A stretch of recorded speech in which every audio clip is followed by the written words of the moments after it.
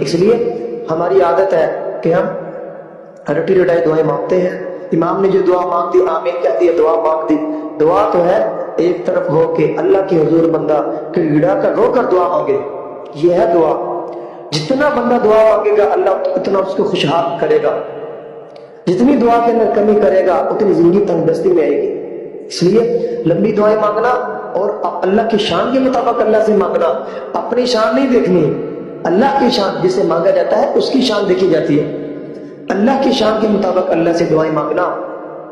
قرآن میں بہت ساری جگہ میں اللہ فرما رہے ادعونی استجب لکم, مجھ سے دعائیں مانگو میں ہی تمہاری دعا کو قبول کرنے والا. نبی عبادی انی انا الغفور الرحیم, اے میرے حبیب میرے بندوں کو خبر دے دیجئے میں ہی اپنے بندوں کی دعاؤں کو قبول کرنے والا, گناہوں کو معاف کرنے والا. اس لیے دعاؤں کا اہتمام کرنا. والذین یقولون ربنا اصرف عنا عذاب جہنم, فرمایا یہ بندے ایسے ہیں رحمان کے بندے